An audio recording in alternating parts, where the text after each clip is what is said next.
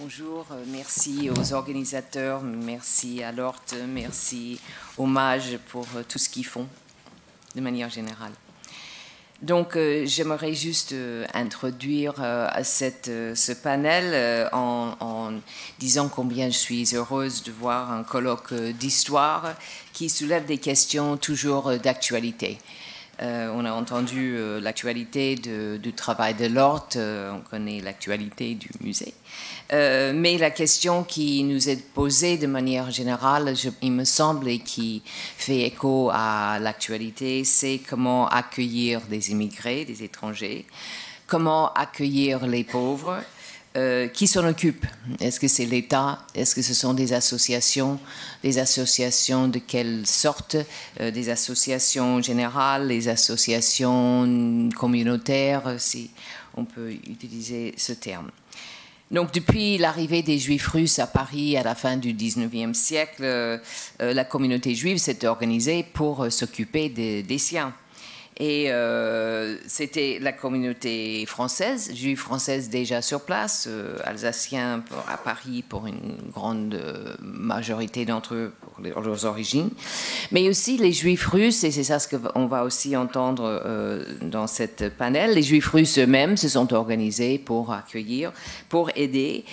Donc les élites s'organisent et puis ils ont des moyens et peuvent bien organiser de l'aide, mais aussi des moins aisés aussi se sont organisés pour créer des structures et aider les moins favorisés à s'installer et s'intégrer dans la vie parisienne.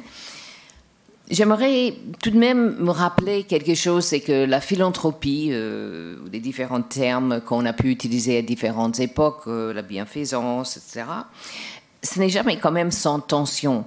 Et ce qui était clair dès la fin du XIXe siècle, c'est qu'il y avait des tensions avec la société française. Il y avait des tensions aussi, il pouvait y avoir des tensions au sein de la communauté juive. Comment faire? Quelle est la meilleure façon de faire? Et il peut toujours avoir des tensions entre donateurs et récipients. Mais je ne sais pas si c'est le bon mot, mais... Quant à la communauté juive, j'avais trouvé il y a longtemps déjà quelques traces de ces inquiétudes à l'arrivée des Juifs de l'Europe de l'Est massivement à la fin du XIXe siècle. Et la communauté juive française était frileuse, inquiète à l'arrivée de ces Juifs très, très pauvres.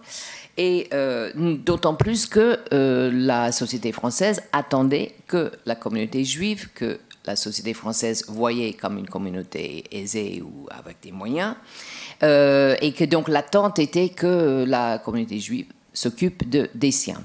Et c'était à la fois un désir eux-mêmes, mais aussi une pression, on peut dire, de la société environnante. Il y avait la peur de l'antisémitisme ou la peur que la pauvreté des nouveaux arrivants va augmenter ou attirer ou susciter l'antisémitisme, d'avoir cette arrivée des co-religionnaires pauvres. Et donc, du coup, vous le connaissez peut-être, cette image qui était à la une du petit journal en septembre 1892, campement des migrants juifs à la gare de Lyon. Et c'est vrai que ça fait écho à beaucoup d'endroits dans le monde aujourd'hui. On voit des campements des migrants, de réfugiés, de migrants de différentes sortes. Le fait que cette image pouvait être mise devant la place publique, en fait, en France, n'était pas sans inquiétude pour la communauté juive. 20 ans plus tard, ceci s'est exprimé d'une manière assez étonnante ou pas, je ne sais pas comment le qualifier, mais dans les archives israélites du 1er mai 1913, il y a eu un article qui s'appelait « Solidarité ». Je vous cite. « Cette solidarité, noble épave de ce trésor de vertus juives que le courant du siècle a emporté dans sa course à la vapeur, nous le revendiquons avec une fierté légitime. Mais, on l'avouera, les conditions d'existence des Juifs se sont, à notre époque contemporaine, sensiblement modifiées et leurs mœurs aussi.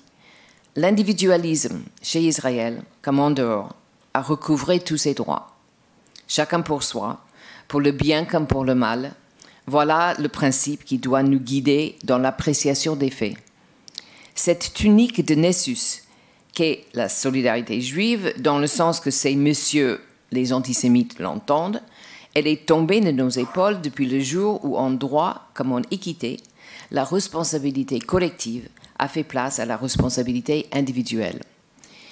Donc, déjà 1913, une affirmation d'indépendance de cette responsabilité collective imposée extérieurement surtout, c'est-à-dire venant toujours de l'Europe de l'Est.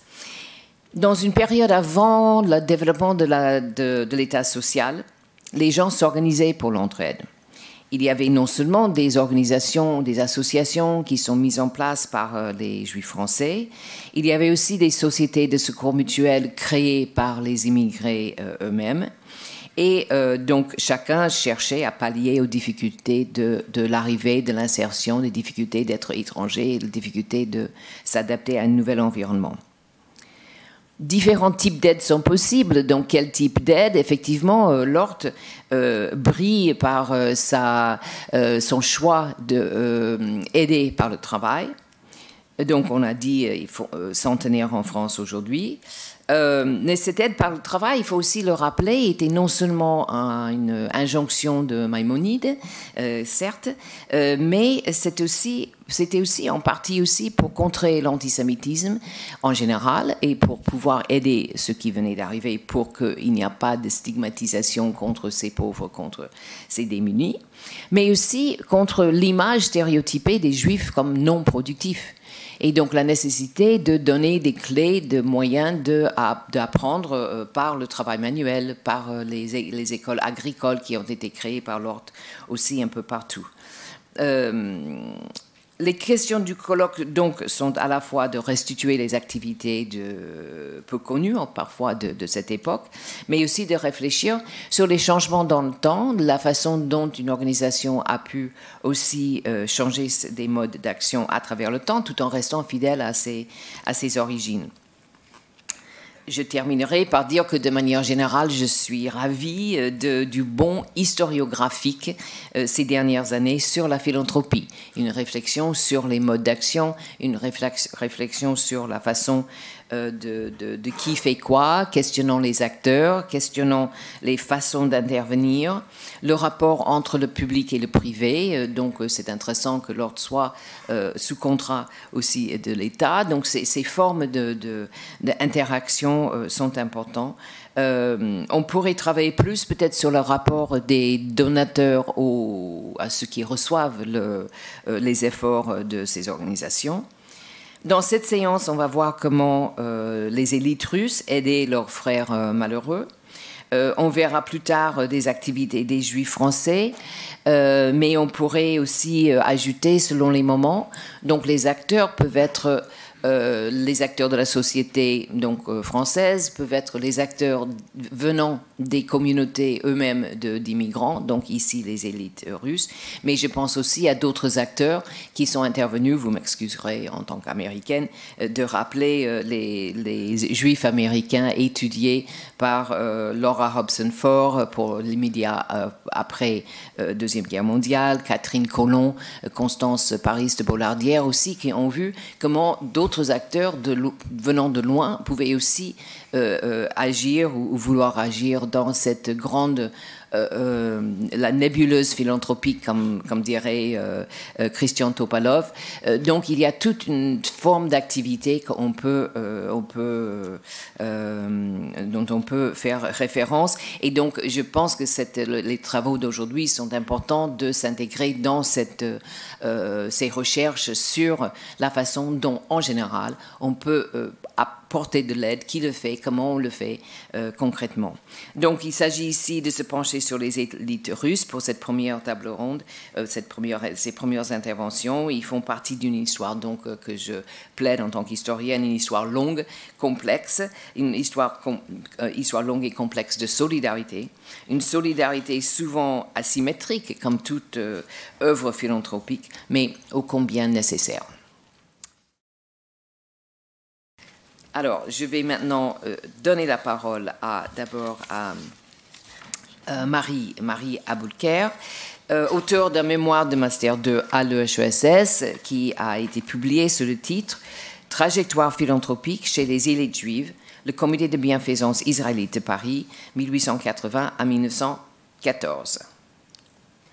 Alors, merci beaucoup cette introduction, merci beaucoup de l'invitation. Je suis vraiment ravie de pouvoir intervenir à l'occasion de ce colloque. Attendez, je lance le chrono.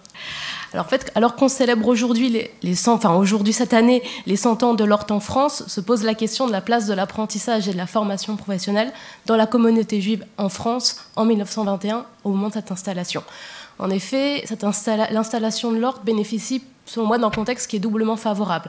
D'abord, du point de vue institutionnel, en 1919, on a le vote de la loi Astier qui est relative à l'organisation de l'enseignement technique, industriel et commercial et qui facilite le financement et la création d'établissements de formation professionnelle et qui, finalement, conclut un siècle de déclin de l'apprentissage à l'atelier où un apprenti était placé chez un patron. Et le deuxième élément de contexte qui, selon moi, constitue ce terreau favorable, c'est le fait que depuis les années 1820, en France, il existe un très grand nombre d'œuvres de charité, d'œuvres philanthropiques qui sont consacrées à l'apprentissage au sein de la communauté juive parisienne. Et donc c'est vraiment, ça sera ça l'objet de cette présentation, de revenir sur l'histoire de ces œuvres philanthropiques et de présenter plus précisément leur activité et leur intégration dans le paysage philanthropique à la fois juif et non juif avant l'installation de l'ORT. Alors, compte tenu des sources qui sont disponibles, je vais notamment mettre l'accent sur la Société de patronage des ouvriers et des apprentis israélites, qui est qui a finalement ce lien avec l'ORT qui est également géographique, parce que c'est cette société qui est à l'origine de l'école de travail qui est installée au 4 bis rue des Rosiers, dont on parlait tout à l'heure. Alors, peut-être, pour poursuivre un petit peu cette introduction, on se rend compte que cette histoire-là, cette analyse des œuvres juives consacrées à l'apprentissage, se situe en complément de ce que Nancy Green a indiqué, finalement en lien avec, pour moi, 3 axes de recherche sur le sujet, trois types de questionnements. Le premier questionnement porte plus largement sur, justement, la tentative d'élucidation d'une forme de crise de l'apprentissage qui avait été notée par les observateurs dès le 19e siècle et qui prenait appui sur le constat, justement, depuis la Révolution française, de la diminution du nombre d'apprentis placés chez des patrons, placés à l'atelier. Donc ça, c'est le premier élément, en fait, qu'on explique aujourd'hui, notamment par l'évolution du tissu économique en France et donc la fin de ce modèle plus artisanal. Le deuxième axe de recherche s'intéresse plus largement à l'histoire de la philanthropie, l'histoire de la réforme sociale, et donc s'intéresse également au rôle du travail dans cette réforme sociale. À l'époque, autour de 1900, où on assiste à une forme de répartition des tâches entre l'assistance publique, qui est en phase de devenir obligatoire et qui a vocation à se consacrer au secours des indigents incapables de travailler, et l'émergence et le développement d'une bienfaisance privée qui se manifestait dans un très grand nombre d'institutions qui composent cette nébuleuse réformatrice et qui avait vocation à intervenir plutôt auprès des indigents valides. Et dans le cadre de cette intervention auprès des indigents valides, la question du travail est évidemment centrale. Le dernier élément, peut-être le dernier axe d'interrogation qui me semble intéressant, c'est globalement un certain nombre d'interrogations sur la spécificité juive de l'engagement philanthropique et, pour le dire autrement, la place de la philanthropie dans l'intégration des Juifs de France et dans la lutte contre l'antisémitisme. Je ne vais pas revenir dessus, on en a parlé. Alors peut-être la question de la spécificité juive est particulièrement posée, en fait, concernant l'apprentissage, et ça, dès le XIXe siècle. Ce n'est pas vraiment une interrogation récente, puisqu'elle est abordée par les élites consistoriales elles-mêmes. Alors, on a par exemple, en 1885, Léon Kahn, qui est secrétaire adjoint du consistoire israélite de Paris, qui est l'auteur de nombreux ouvrages sur l'histoire de la communauté juive, sur l'histoire des institutions, et qui a écrit justement un texte sur les professions manuelles et les institutions de patronage. Et donc, dans ce texte, il souligne justement l'importance de l'apprentissage au sein de la communauté juive, en l'enracinant dans une réflexion qui date de la Révolution française sur la place des professions manuelles, sur le renforcement de l'utilité des Juifs de France. C'était vraiment le terme qui était utilisé, dans une logique de régénération. Là aussi, c'était la clé de lecture qui était employée des Juifs de France depuis la Révolution française. Donc c'est une interprétation qui a été discutée, y compris à l'époque contemporaine. Il y a un historien américain, Lishai Weisbach, qui analyse ces œuvres d'apprentissage et qui, en analysant le discours des élites juives, dit finalement il n'y a pas fondamentalement de différence entre les œuvres juives et les œuvres non juives. Les objectifs sont les mêmes, les fonctionnements sont les mêmes. Donc voilà, on est sur finalement un phénomène global. Et donc c'est un petit peu, si j'insiste un petit peu sur ce débat, c'est que j'aimerais bien qu'il soit le fil conducteur justement de l'analyse que je vais vous proposer, dans lequel je vais revenir dans un premier temps sur les œuvres existantes et le fonctionnement notamment de la société de patronage des apprentis et des ouvriers israélites de Paris, avant de replacer celle-ci plus largement dans le paysage institutionnel de la communauté juive en accordant une importance plus spécifique à l'analyse de la position de certains des membres de ce comité de patronage. Donc, pour en revenir un petit peu aux origines de la société et en présenter un petit peu rapidement le paysage des œuvres liées à l'apprentissage au sein de la communauté juive. Donc là, si on s'en tient à Léon Kahn, dont je parlais à l'instant, les premières initiatives du consistoire de Paris datent des années 1810 en réalité, avec un certain nombre de jeunes garçons qui sont placés dans des ateliers. Ensuite, en 1825, on a une société israélite des Amis du Travail qui est créée et qui, là, a plutôt une vocation de financement du placement des apprentis et dont la vocation était de transformer en utiles citoyens des hommes que l'oisiveté menaçait d'entraîner vers les vices dont elle était la première source.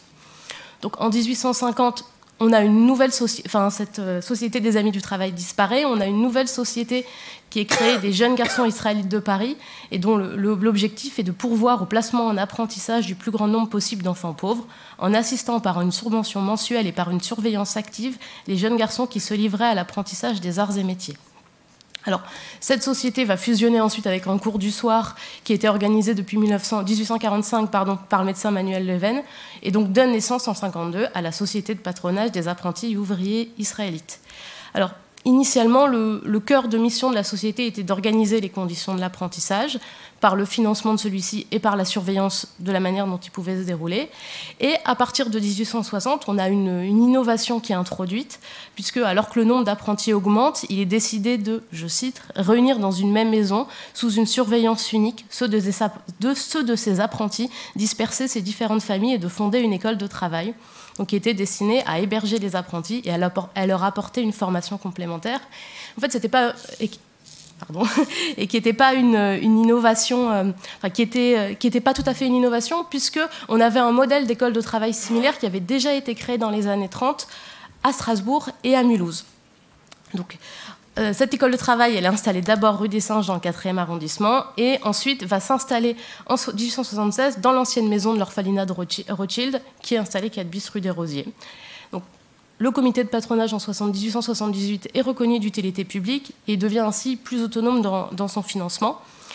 Et alors peut-être par rapport à cette société de patronage, c'est vraiment la société principale qui intervient dans le domaine de l'apprentissage à l'époque, qui s'adressait uniquement aux jeunes garçons.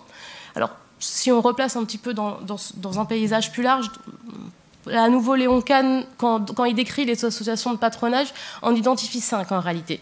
La société de patronage, les 2 œuvres qui sont plutôt spécialisées dans l'accompagnement spécifique des orphelins et des enfants abandonnés, donc l'orphelinat de Rothschild, et la maison du refuge pour l'enfance, donc plus connue aussi sous le nom du refuge de Neuilly, qui était consacrée donc plutôt adressée aux jeunes filles, consacrée à l'aide aux jeunes détenus, et qui avait aussi des vocations d'éducation de ces jeunes filles. Et 2 autres œuvres existent en parallèle, qui sont cette fois-ci dédié uniquement aux jeunes filles, donc une société de patronage des jeunes filles israélites, qui est fondée donc, par mesdames James de Rothschild, Furta Doen et Léopold Alphen, qui permettent justement le placement en apprentissage de jeunes filles et qui, pour les plus méritantes, leur versent en prix le jour de leur mariage.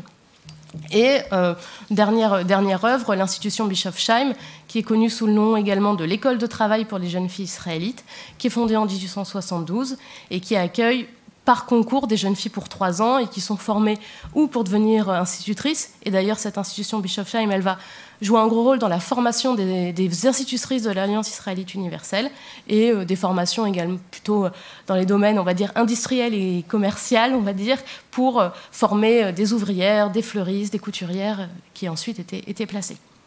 Alors, pour en revenir à la société de patronage, en fait, ces activités, elles étaient au nombre de 3, une sur laquelle je ne m'arrêterai pas forcément, qui était l'aide aux jeunes détenus et aux enfants israélites abandonnés, sur lequel finalement les rapports d'activité s'attardent peu, et 2 principales, qui étaient la mise en apprentissage des jeunes garçons, donc chez des patrons, financement et la surveillance de cet apprentissage, et parallèlement l'organisation d'une formation complémentaire sous forme de cours du soir.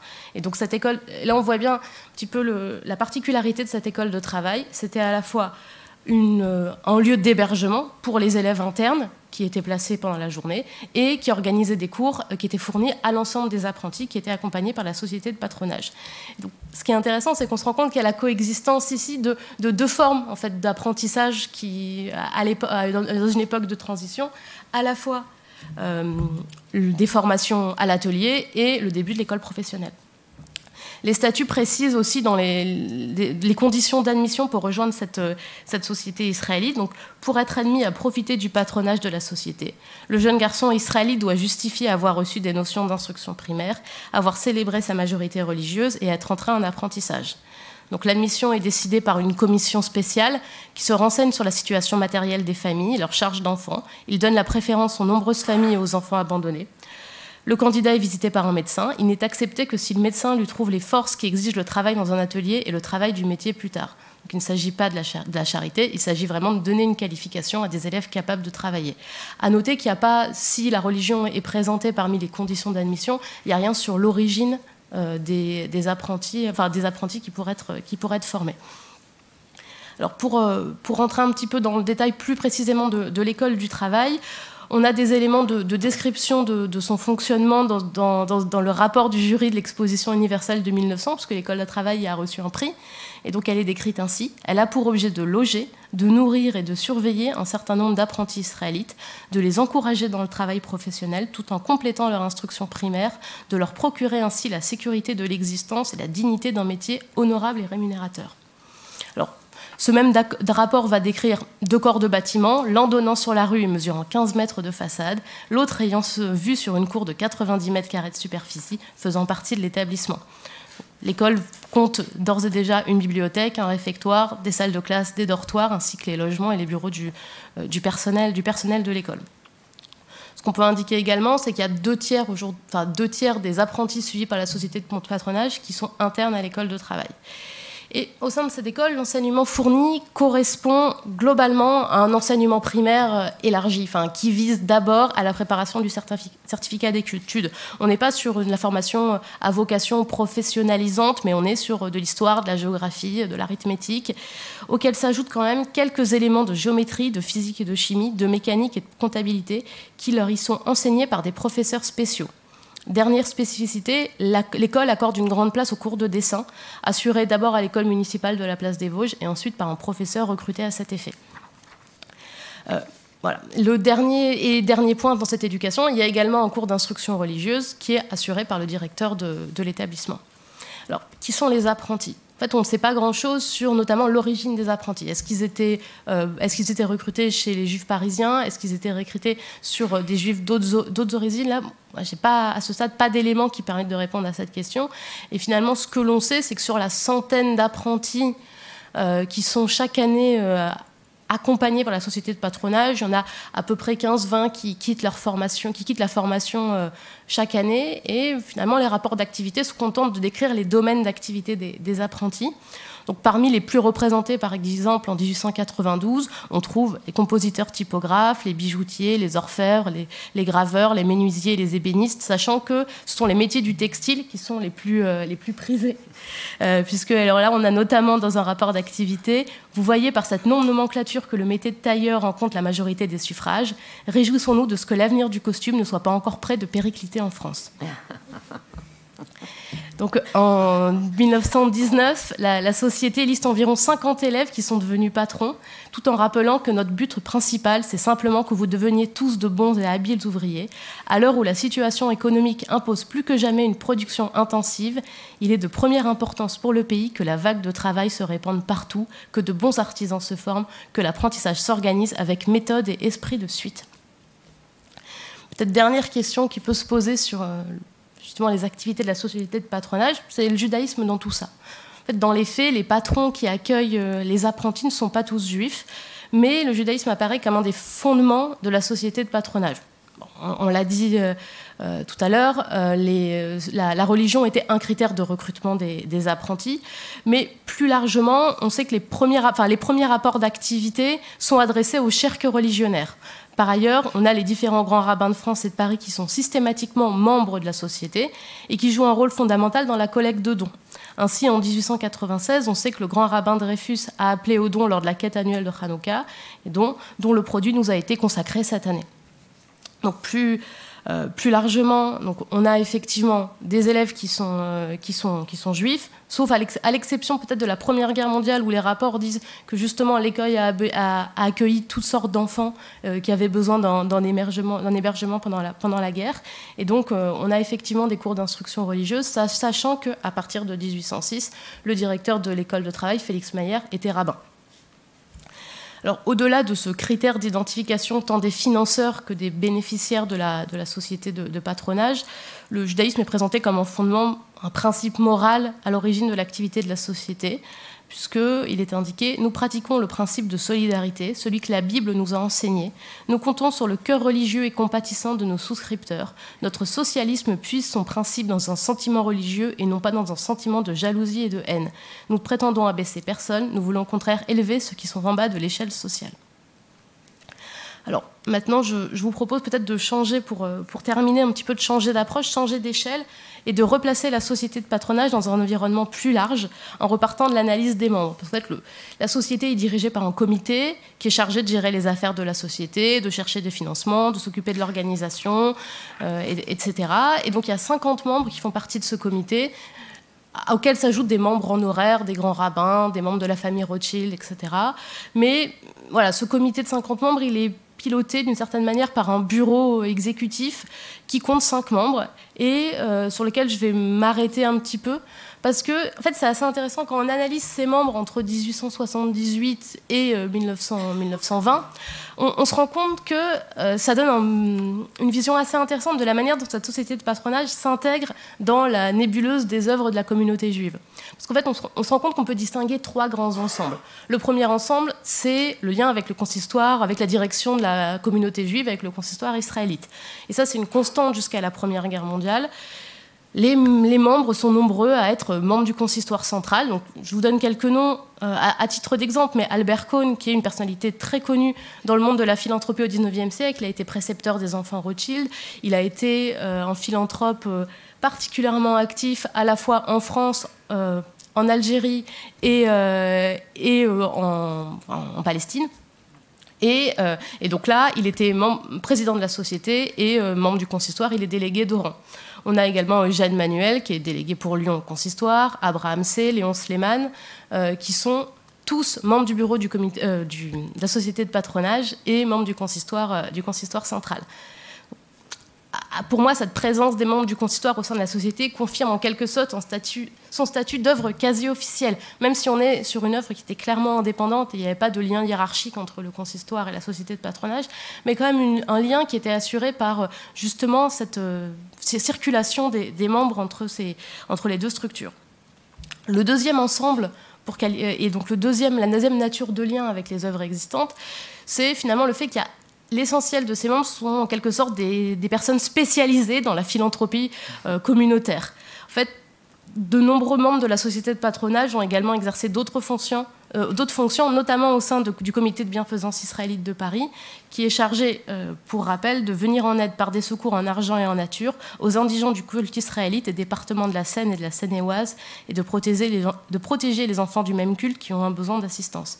Donc c'est une œuvre qui joue un rôle vraiment central dans la philanthropie juive parisienne, pour qui justement la question de l'accueil des migrants était particulièrement, s'est posée dès les années 1880 avec une tension entre est-ce qu'on accueille et justement on joue un rôle d'intégration des émigrés juifs russes et d'Europe de l'Est, ou est-ce qu'au contraire on fait le nécessaire pour leur donner moyen de ne pas s'établir en France et de partir. Et donc, en fait, on a énormément de liens entre des membres de la société de patronage qui sont également membres de ce comité de bienfaisance. Albert Cohn, dont je parlais à l'instant. On a d'autres exemples de Gabriel Anspach, qui est secrétaire de la société de patronage, mais qui est également membre du comité à partir de 1885. Mais généralement, on est sur le schéma de tel et tel... Enfin, les administrateurs sont d'abord membres...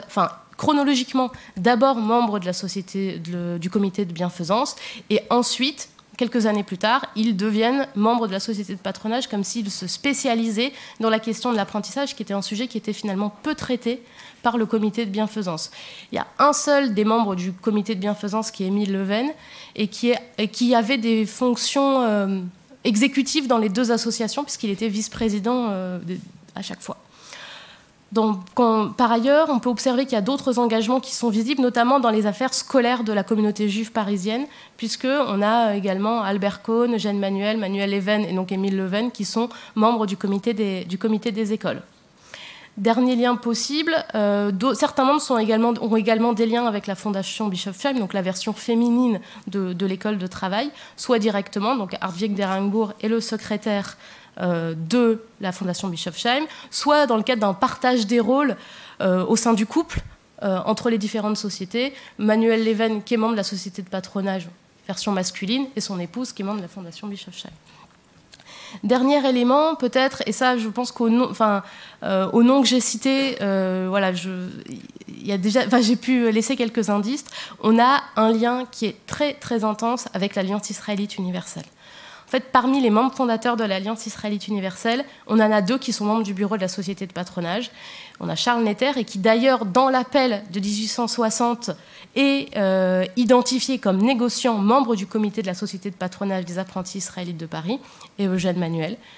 Par ailleurs, parmi des membres de la société qui ne sont pas membres du bureau, mais qui sont quand même actifs, on a Narcisse Leven, qui est également fondateur de l'Alliance, et membre de la communauté de la société. Et au-delà des fondateurs, on a d'autres membres, Albert Cohn, Hartwig Derenbourg, Manuel Leven, Léon Sleman, qui est un très proche collaborateur d'Adolphe Crémieux, qui sont membres du comité central de l'Alliance.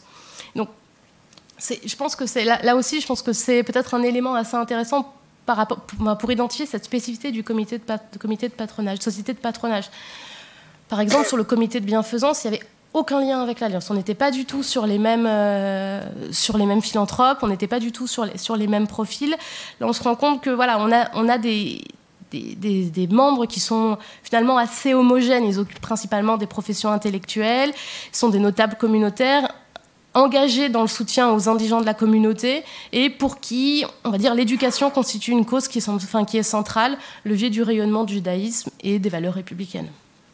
Donc peut-être pour terminer, simplement, si ces administrateurs sont particulièrement impliqués dans la vie de la cité, ils le sont du point de vue professionnel, parce qu'ils sont hauts fonctionnaires, parce qu'ils sont avocats, etc. Mais ils sont finalement peu présents en charité dans d'autres sociétés que les sociétés de la communauté juive. La seule exception, c'est Émile Leven, qui est membre du Conseil supérieur de l'assistance publique, qui est membre de la Société des visiteurs pour le relèvement des familles malheureuses, qui joue un rôle, c'est une société qui joue un rôle clé pour la modernisation des pratiques philanthropiques au XIXe siècle. Et donc finalement, le lien avec le monde de l'apprentissage et la réflexion de l'époque sur les sujets d'apprentissage, il est assuré par une personne en particulier, qui n'est pas l'administrateur, mais qui est le directeur de l'école de travail jusqu'en 1806, qui est Adam Reblot, qui dirige l'école depuis 1877. Alors il est instituteur en Alsace, à Colmar, puis après il s'installe à Paris en 1870 et il devient ce directeur de l'école de travail.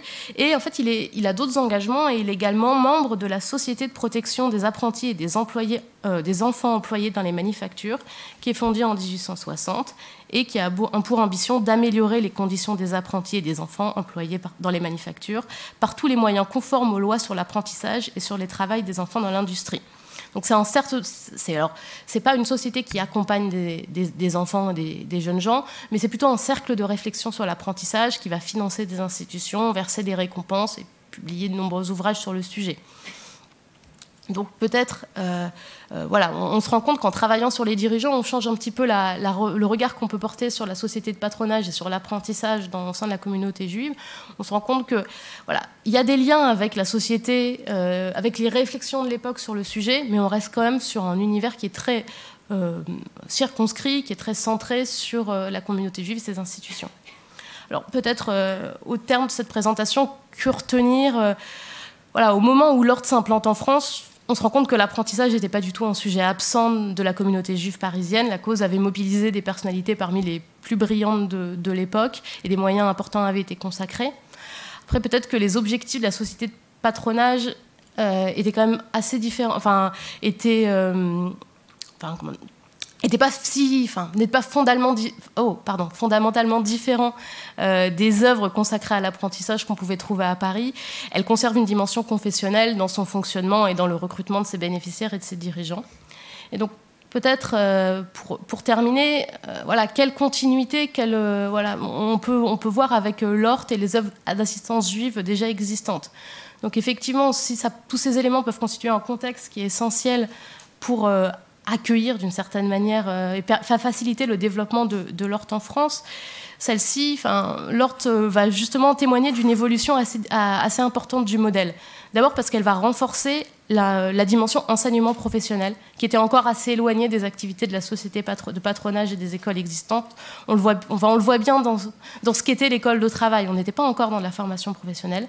Et effectivement, pour moi, la deuxième différence, c'est également dans l'accompagnement justement aux juifs immigrés venus d'Allemagne et d'Europe de l'Est, qui était un sujet qui était déjà présent à l'époque, mais qui était traité plutôt par le comité de bienfaisance que par la société de patronage. Je vous remercie.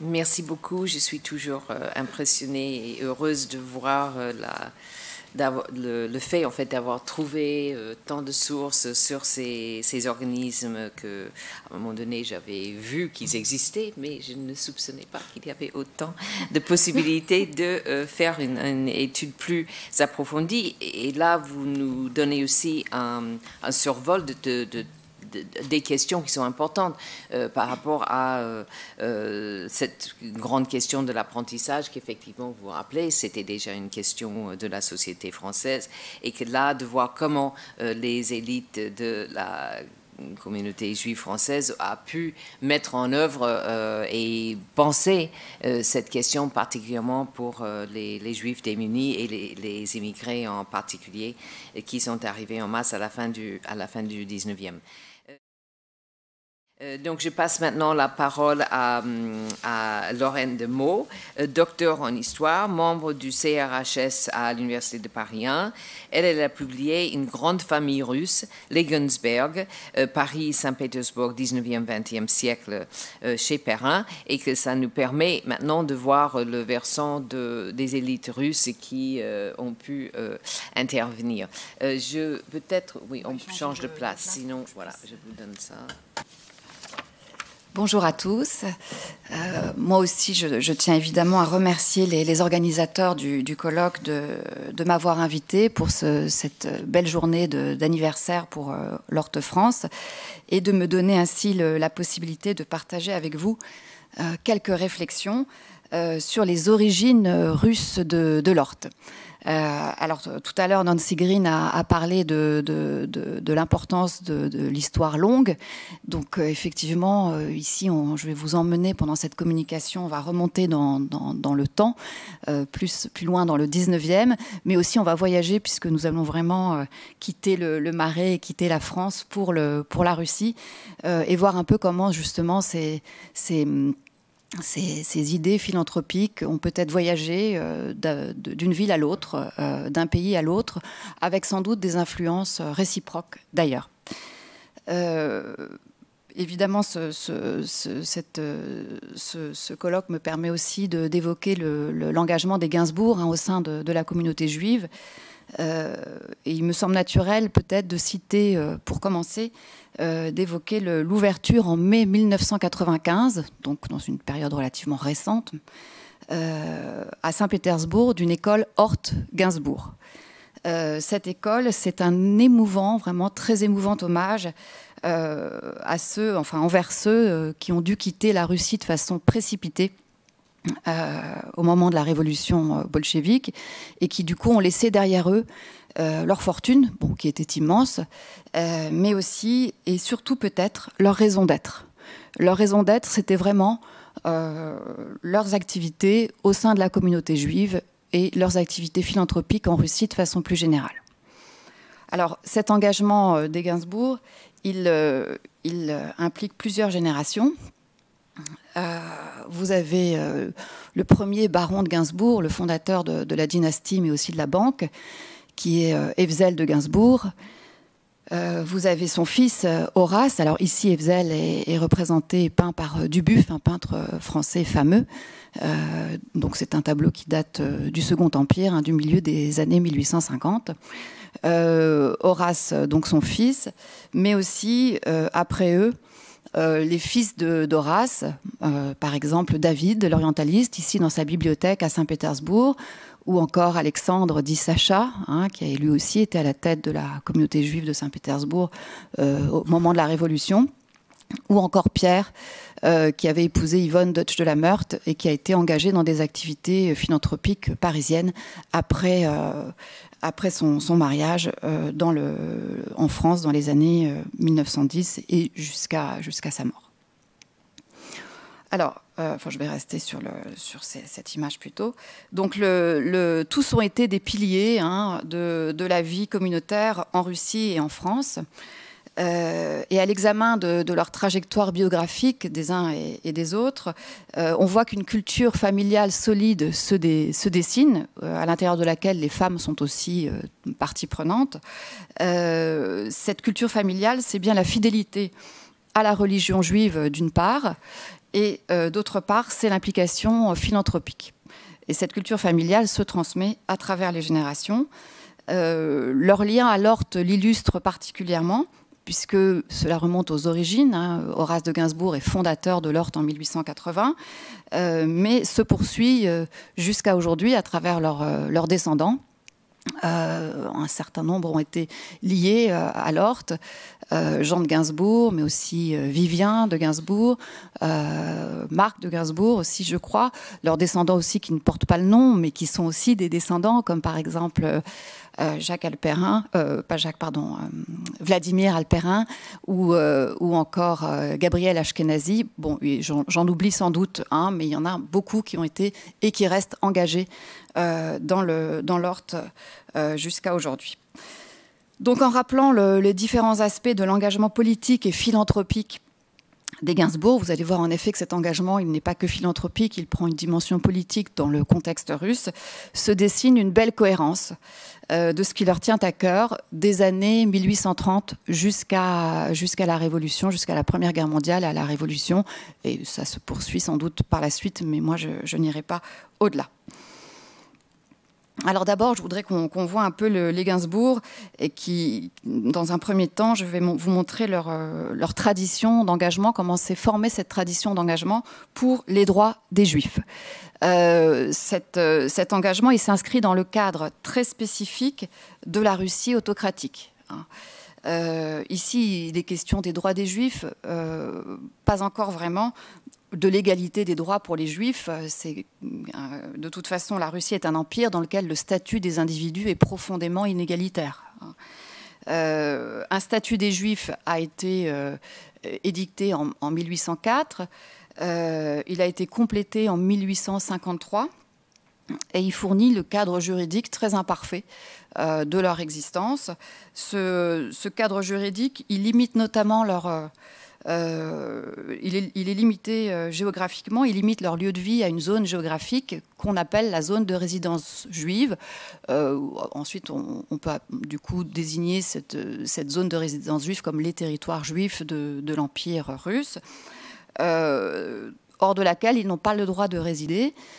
Sauf pour des affaires, quelques voyages professionnels. Ils peuvent demander des autorisations exceptionnelles de sortie. Mais sinon, ils n'ont pas le droit de résider en dehors de cette zone de résidence et donc pas le droit de travailler en dehors de la zone de résidence.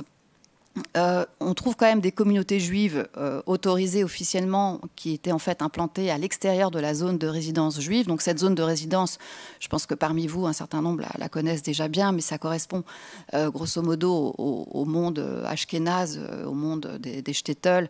C'était les anciennes provinces, voilà, d'Ukraine, Biélorussie, Pologne-Lituanie, Crimée.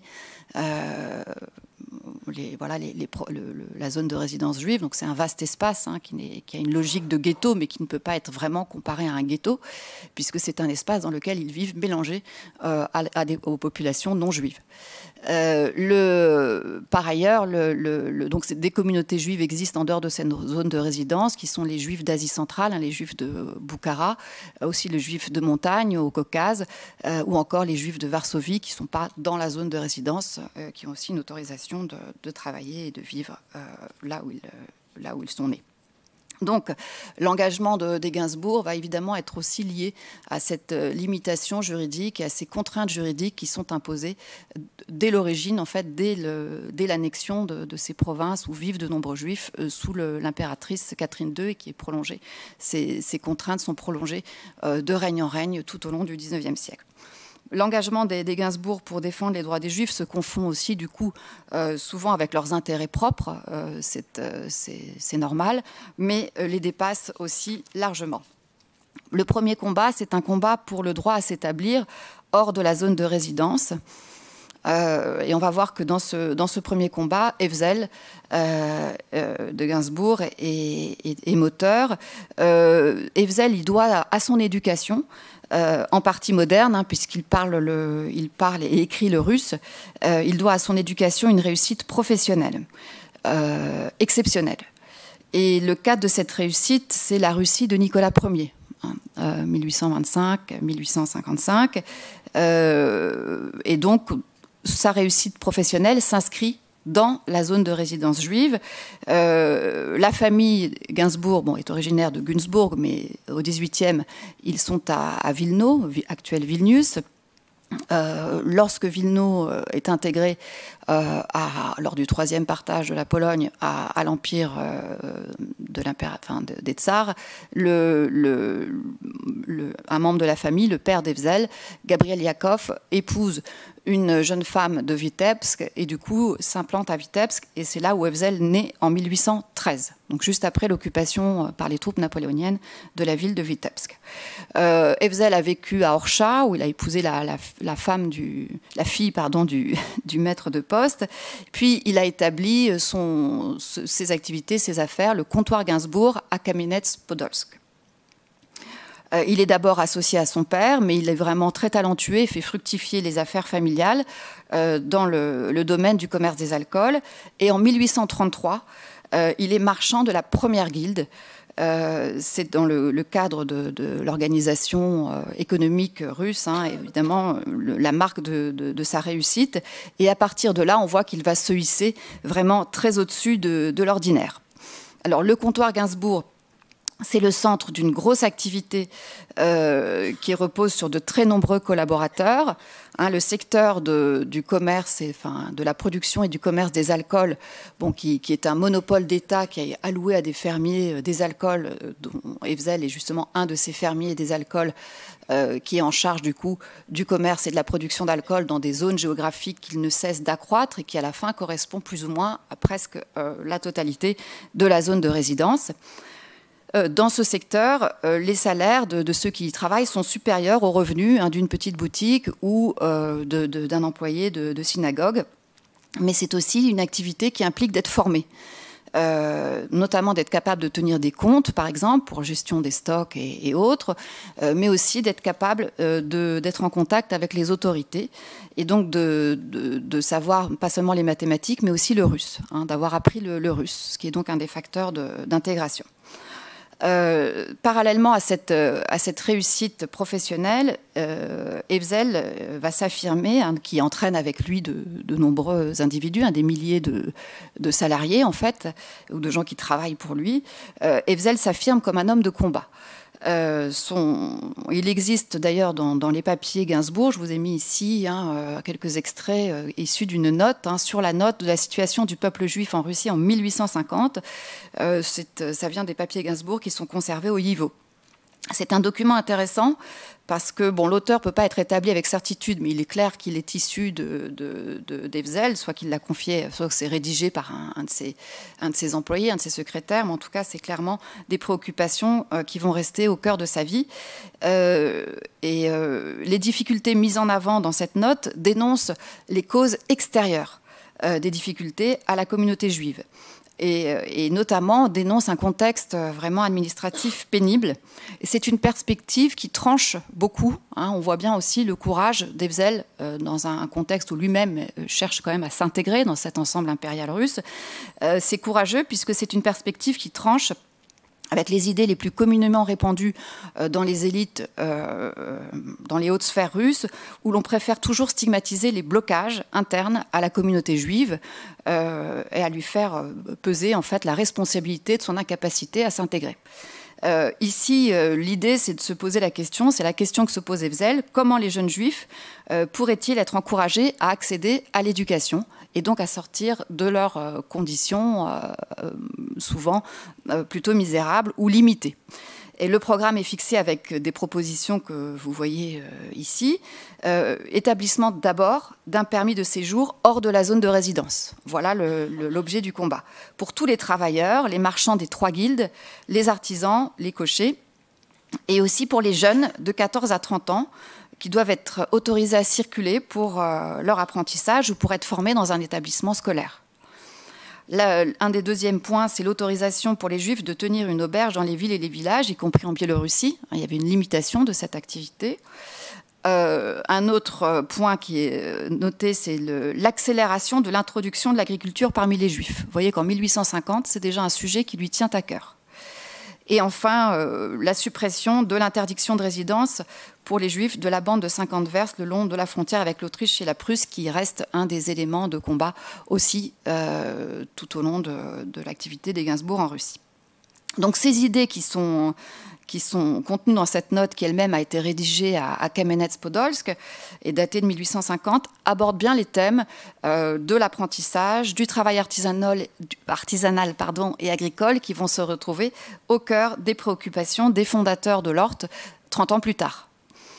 Alors, après cette note, il se trouve que la Russie va rentrer dans la guerre de Crimée en 1853. La guerre de Crimée marque un tournant pour la vie des Gainsbourg, pas seulement pour les Gainsbourg, mais en tout cas pour eux, puisque c'est un tournant plutôt positif.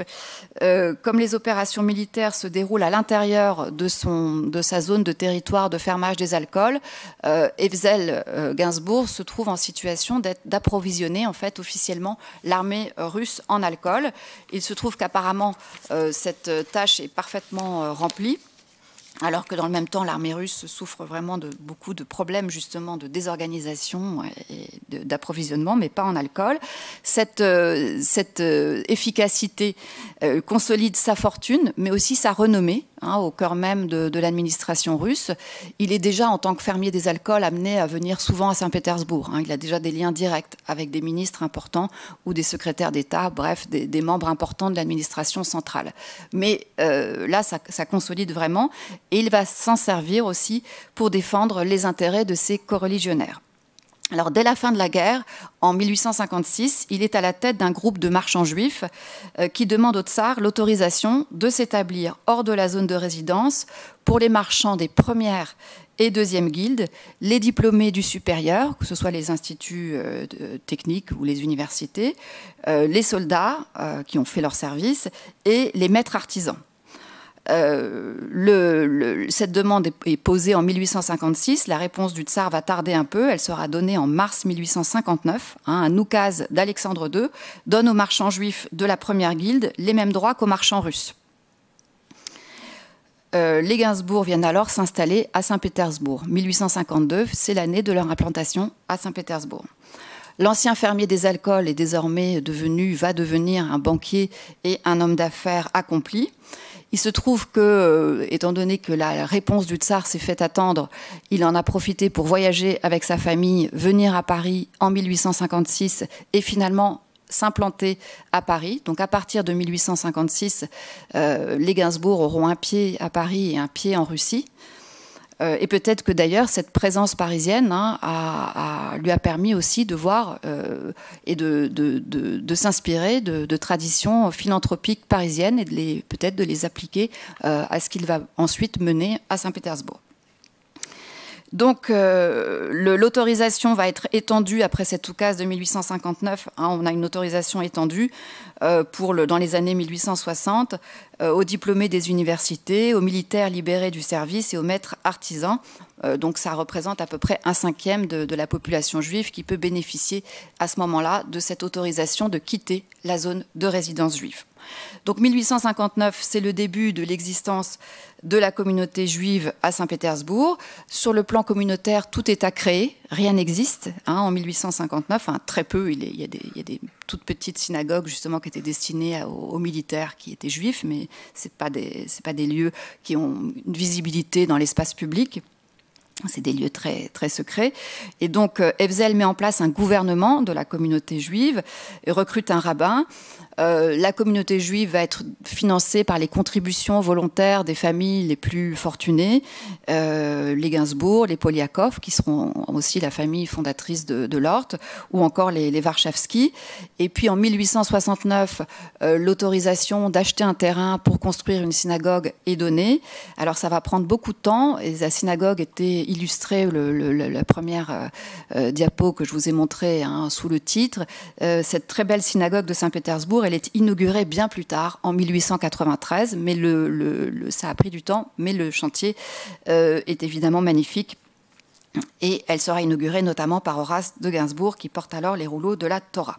Donc c'est bien désormais de Saint-Pétersbourg que le centre d'impulsion des combats menés pour les droits du juif est établi. Alors ce combat, il se poursuit un combat pour une meilleure intégration par l'éducation et la culture. Heftzel et ses enfants et ses petits-enfants, je prends un peu d'avance, mais je voulais montrer cette image, sont tous représentatifs de la Haskalah, des Lumières juives. Ils sont fidèles à une éducation traditionnelle. Il n'est pas question pour la famille d'être complètement émancipée notamment de la culture religieuse traditionnelle, mais la maison, que ce soit à Kamenets-Podolsk ou à Saint-Pétersbourg, accueille des membres éminents de la Haskalah, des écrivains, Mapou par exemple, Seigneur Sachs, qui est le bibliothécaire privé de Heftzel. Et ici, j'ai tenu à illustrer cette idée de l'importance de l'éducation, de la lecture laïque, non religieuse, par ce portrait de Louise de Gainsbourg, qui est donc une petite fille d'Heftzel, un très beau portrait par Kramskoy, où par ailleurs elle illustre vraiment l'idée d'une intégration parfaitement réussie au monde russe, qui évidemment est une image un peu décalée peut-être de la réalité, mais qui est un vœu que formulaient son grand-père et son père. Alors je reviens un peu justement à la création. Donc dans la lignée de la Haskalah, il s'agit vraiment pour Heftzel de développer l'instruction parmi ses coreligionnaires. Et puis il se rend compte assez vite avec d'autres membres de l'élite économique juive que l'administration finalement d'Alexandre II, on a changé de tsar, fait de l'éducation des juifs une condition de leur émancipation. C'est-à-dire tant qu'ils ne sont pas éduqués, ils ne peuvent pas prétendre à un traitement égal en matière juridique, en matière de droit avec le reste de la population. Alors, l'administration, du coup, fait une sorte de pression, et pour répondre à cette attente officielle, mais aussi pour créer de meilleures conditions pour la jeunesse juive, les Gainsbourg initient la création de la Société pour la propagation de l'instruction parmi les juifs de Russie, dont la dénomination en hébreu est Evram et Fitza Haskalah. Désolée, je ne prononce pas sans doute comme il faut, et qui est créée en 1863 et qu'on peut aussi désigner sous le terme de OPE, selon l'abréviation de son nom russe. Dans cette société, l'idée... les Gainsbourg sont associés aussi à Léon Rosenthal, qui est un de leurs parents d'ailleurs, et qui décrit a posteriori l'état d'esprit de cette élite qui veut porter l'éducation. Nous étions alors persuadés que le gouvernement ne nous voulait aucun mal, qu'il était prêt à élargir nos droits et apprécier les qualités que nous pourrions mettre à son service. Les personnages haut placés contre lesquels nous nous heurtions et auxquels nous adressions nos demandes et nos mémoires sur l'amélioration du sort de nos coreligionnaires, nous reprochaient constamment que les Juifs étaient plongés dans l'obscurantisme et le fanatisme, restés étrangers à tout ce qui était russe et s'adonnaient à des activités nuisibles et humiliantes. Donc, avec cette société, qui est donc la première organisation juive autorisée par le gouvernement impérial, et qui va évidemment servir un peu de modèle en matière de structure à l'Orte, les fondateurs espèrent que leur but sera atteint, c'est-à-dire à terme une forme d'égalité civile. La Société délivre des bourses d'études, elle finance des publications, auxquelles il faut ajouter les bourses aussi accordées par le bureau Gainsbourg à Saint-Pétersbourg, qui est connu des étudiants juifs pour fournir aide maternelle et éventuellement juridique. Le fonctionnement de la société est plus compliqué que ce qu'espéraient les fondateurs, puisque la censure vient souvent gêner leur projet de publication, d'aide à des journaux, à des périodiques, etc. Donc le contexte est quand même toujours difficile. La réussite d'Herzl suscite l'admiration. Il devient un modèle pour la jeunesse juive de la zone de résidence. Et par exemple, des étudiants de Kharkov s'adressent à lui en l'appelant « Vous êtes notre Novikov ». Novikov, c'est en référence à l'écrivain russe défenseur des Lumières de l'époque de Catherine, de la Grande Catherine. Donc pour conclure cette première partie sur cet engagement pour les droits des Juifs, je voudrais revenir quand même sur les difficultés que rencontre la population juive au milieu du XIXe siècle et dans les années ensuite qui suivent. Une population qui est confrontée à un antisémitisme croissant, comme vous le savez bien sûr, malgré les efforts réalisés par cette élite juive qui a accès donc aux ministres ou qui a accès à des décideurs, il est impossible de construire des relations de confiance avec les instances officielles, qu'elles soient locales ou qu'elles soient nationales, enfin centrales. Et au sein même de l'administration, une hostilité envers les Juifs ne fait que se renforcer. Dans cette hostilité, je ne vais pas m'étendre sur son rôle, mais joue un rôle important Yaakov Brafman, qui est un Juif converti, qui publie des ouvrages particulièrement judéophobes. Par exemple, en 1869, la fraternité juive locale et internationale, qui dénonce le cosmopolitisme des Juifs, ou le livre du Kahal, qui est censé être une présentation objective du fonctionnement des communautés juives, mais qui est en fait un livre très à charge sur les communautés juives. Et les ouvrages de Brafman, parce qu'ils sont écrits en russe, parce qu'ils sont celui d'un juif converti, paraissent pour l'administration russe comme des sources sûres de connaissances sur le monde juif. Donc voilà, qui nuit énormément. Et tout au long de leur vie, les Gainsbourg, Herzl, puis ensuite Horace, vont vraiment essayer de combattre cette influence insidieuse de Brafman avec grande difficulté. Alors cet antisémitisme de la période d'Alexandre II, il va préfigurer l'antisémitisme encore plus virulent qui se déchaîne sous Alexandre III et encore plus sous Nicolas II.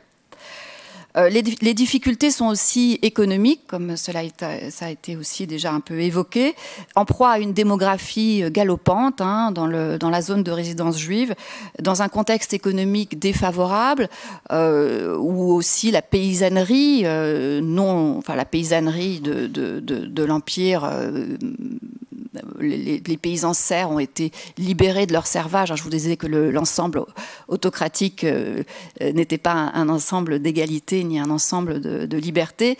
Et si les Juifs étaient stigmatisés, il faut se souvenir que certains paysans avaient encore le statut de serf jusqu'en 1861. Donc c'est quand même Donc ces paysans libérés du servage sont en concurrence dans la zone de résidence en matière d'activité et d'emploi avec avec les Juifs, et donc le contexte économique n'est pas très favorable. La modernisation, le développement en fait de la Russie, hein, et sa modernisation implique aussi une restructuration des activités économiques, et ce qui fait que dans cette zone de résidence juive, on estime qu'à peu près un quart de la population vit de la charité des communautés. Donc, face à ces difficultés économiques, face à cette précarisation de la population, hein, beaucoup s'improvisent marchands ambulants, petits revendeurs. C'est vraiment une manière de vivre quasiment de l'ère du temps. Et c'est un souci pour ceux qui, même s'ils ont quitté la zone de résidence, restent très conscients de ces difficultés de leur corps religionnaire. Et donc, l'idée d'un mouvement éducatif professionnel est lancée dès 1880 dans le cadre de la préparation bien spécifique du 25e anniversaire du couronnement d'Alexandre II. Hein, le tsar commence à régner en 1855 à la mort de son père, mais c'est en 1856 qu'il est couronné. Donc le jubilé devrait se dérouler en 1881. Et pour la communauté juive, le jubilé qui devrait être l'occasion de grandes fêtes, de beaucoup de manifestations officielles, la communauté juive se dit que pour s'associer au jubilé, il faut fonder quelque chose. Et c'est le professeur Bakst, qui est physiologue, qui a persuadé l'industriel Poliakov, mania des chemins de fer, de créer un fonds d'aide à la population juive nécessiteuse en l'honneur de cet anniversaire, hein, du 25e anniversaire du tsar. Donc l'Ort va ainsi pouvoir naître, mais on va voir que cette naissance de l'Ort est une naissance un peu contrariée. Contrariée parce que c'est le reflet des difficultés que rencontrent les initiatives privées, en général dans le cadre administratif russe, mais c'est aussi en particulier, et encore plus que d'autres, les difficultés des initiatives privées juives, qui rencontrent encore plus de difficultés, et puis aussi c'est le reflet, cette naissance contrariée, de la phase d'instabilité dans laquelle entre la Russie du tsar avec l'assassinat d'Alexandre II en mars 1881. Donc d'abord, la création de ce fonds d'artisanat en 1880, un fonds d'artisanat, Ремесленный фонд. On voit que Horace de Gainsbourg n'est pas à ce moment-là à l'initiative du projet, mais il s'est vite révélé indispensable pour sa mise en œuvre.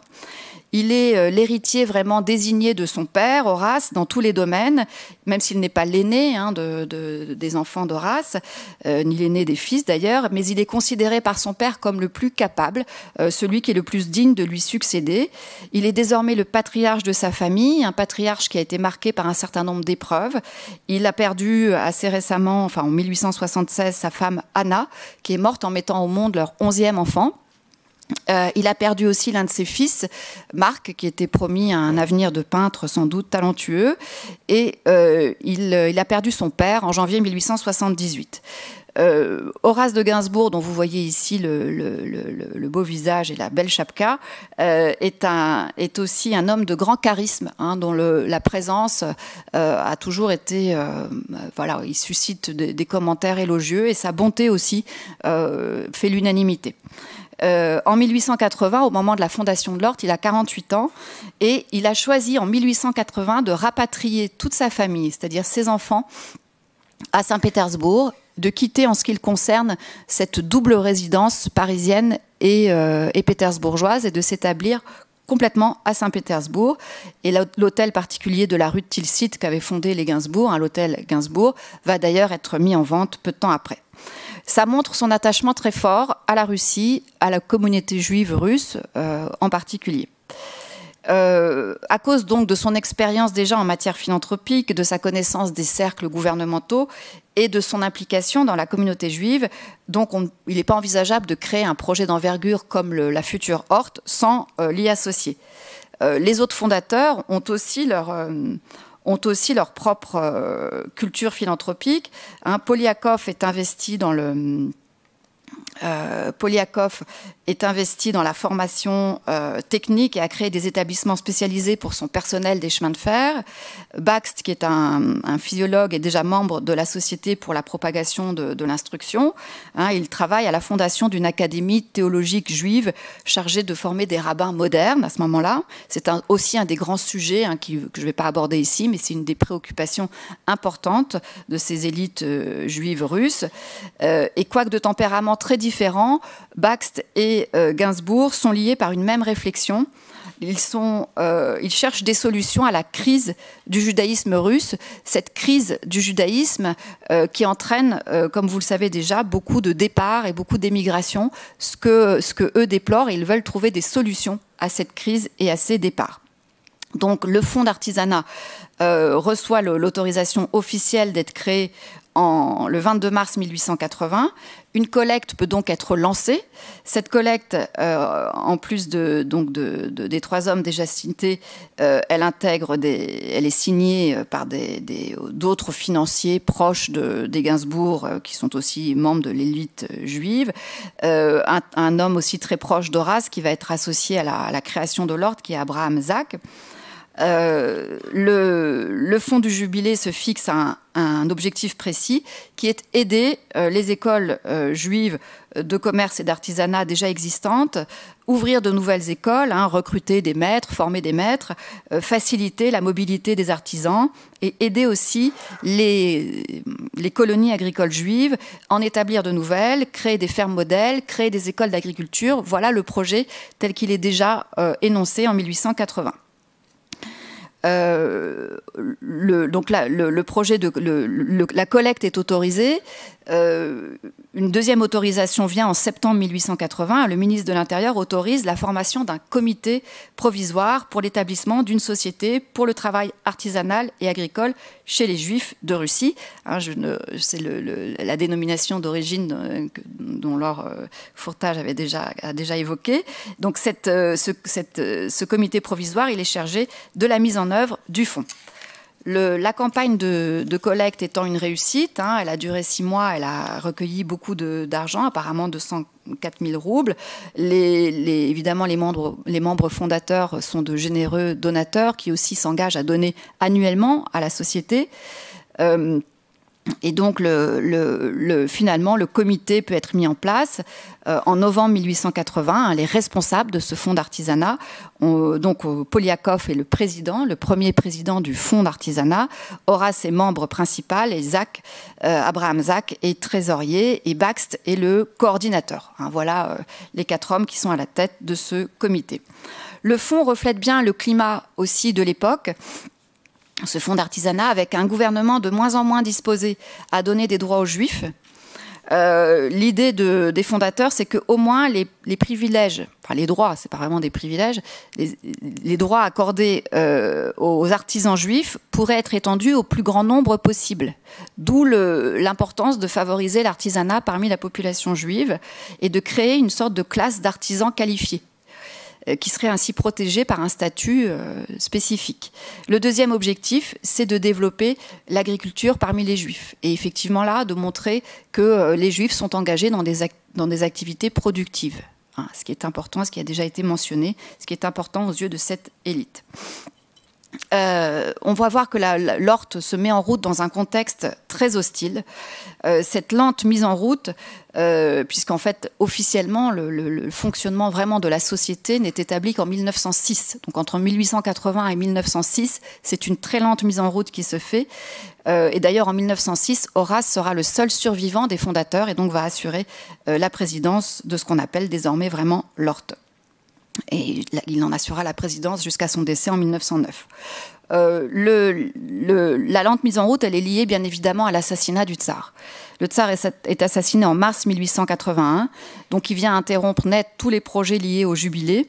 C'est une épreuve terrible pour la Russie, qui va fragiliser encore plus la communauté juive, puisque l'assassinat ne déclenche pas le chaos révolutionnaire espéré par les terroristes, mais provoque en revanche une vague de pogroms terribles dans la zone de résidence juive. Une vague de pogroms qui va se prolonger pendant une longue année. Et donc, il faut en priorité traiter ce problème. Et un comité d'aide aux Juifs souffrant des pogroms est créé à Saint-Pétersbourg. C'est Horace qui en assure la présidence. Et donc, les philanthropes qui sont engagés dans le projet de l'Hort participent tous à ce comité.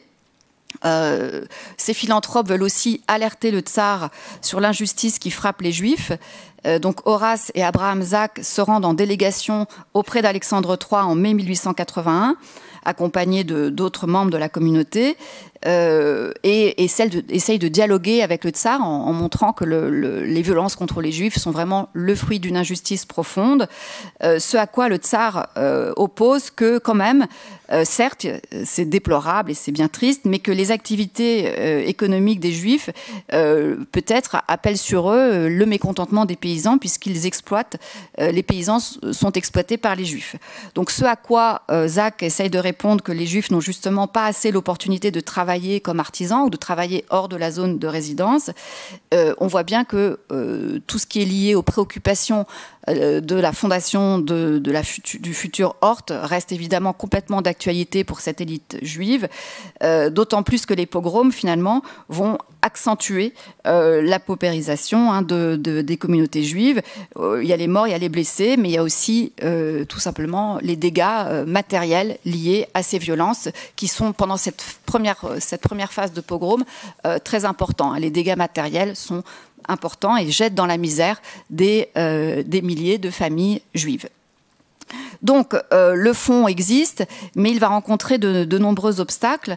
Des tensions apparaissent aussi peut-être en interne, comme par exemple le montre cette lettre d'Horace de Gainsbourg à son fils David, où on voit bien qu'il y a peut-être en interne entre les fondateurs l'argent qui a été collecté pour le jubilé, pourquoi doit-il être utilisé? On voit qu'ici dans cette lettre, Horace défend l'idée que ça doit vraiment servir non pas à servir à quelques charités liées au couronnement du nouveau tsar, mais bien à être organisé pour une école.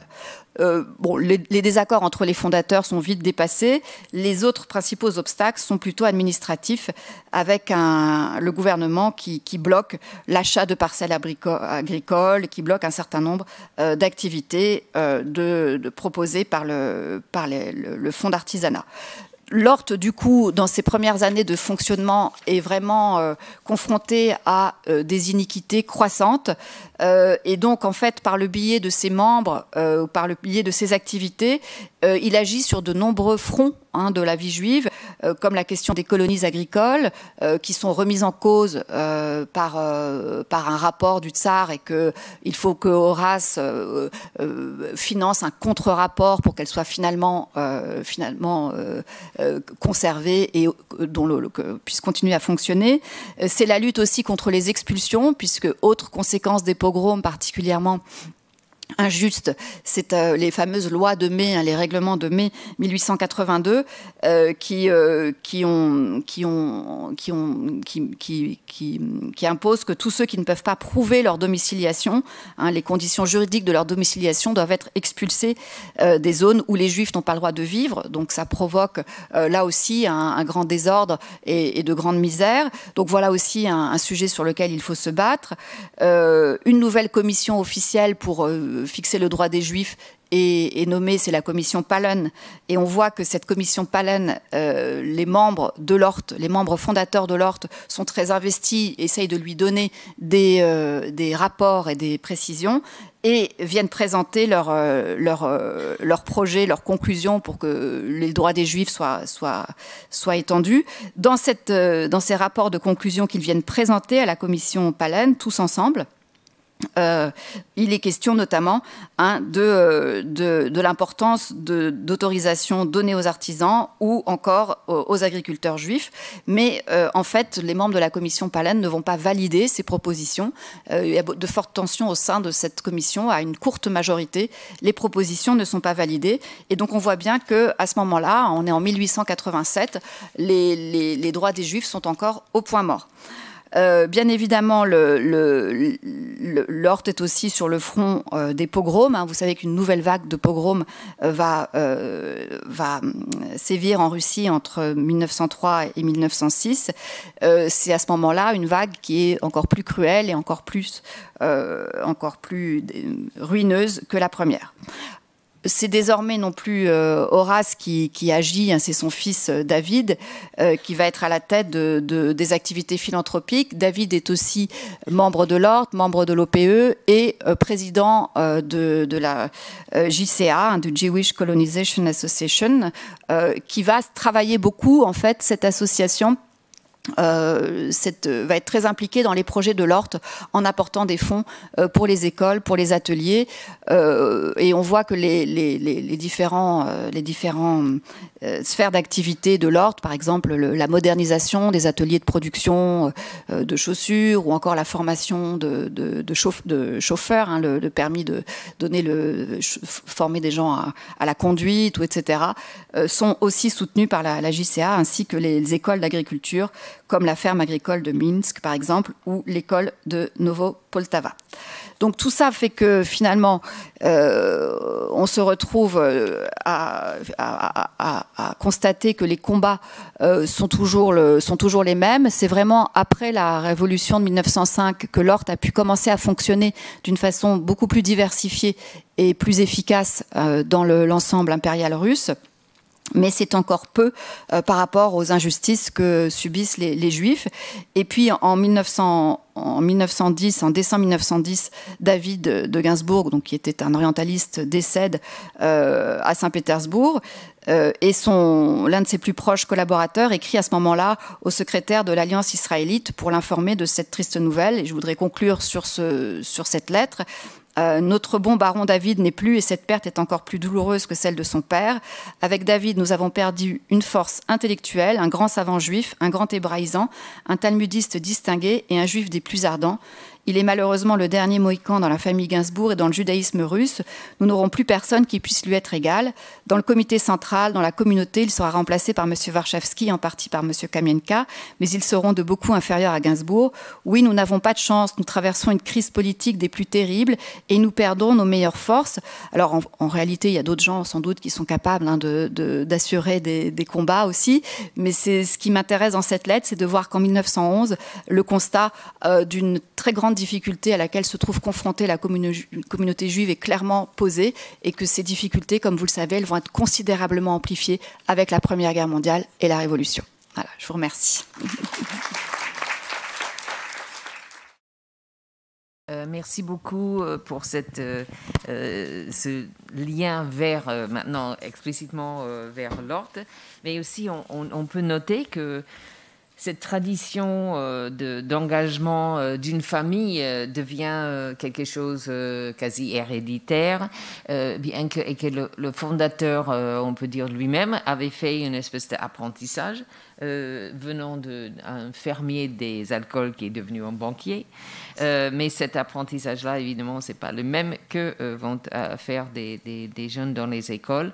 Mais ce que je trouve aussi intéressant, c'est en voyant, et on peut réfléchir sur les familles qui deviennent des philanthropes et puis de génération en génération, aussi comment l'Ort, à l'origine, avait aussi pour but de contrer en fait l'émigration, d'encourager la possibilité aussi de rester en Russie, tandis que ensuite en fait le travail de Marie Albuquerque montrait comment les mêmes types d'activités pouvaient aider à l'arrivée des immigrants pour s'installer dans un nouveau pays. Donc je crois que c'est à réfléchir et c'est tout à fait intéressant toujours cette nécessité, ce désir de pouvoir donner des clés aux jeunes pour pouvoir s'installer à travers le travail, manuel ou le travail agricole. Donc, on peut ouvrir au débat. Il y a une micro qui peut balader grâce à notre aide technique très important. Donc, si vous avez des questions, nous avons encore un peu de temps pour prendre quelques questions. Oui, bonjour. Merci beaucoup pour ces communications extrêmement stimulantes. J'ai une question pour chacune d'entre vous. Tout d'abord pour Marie Albouquerque. Donc vous avez dit à plusieurs reprises, on ne sait rien sur l'origine. Alors, on sait quand même des choses d'après ce que vous avez dit, puisqu'il s'agit de juifs, d'après ce que j'ai compris.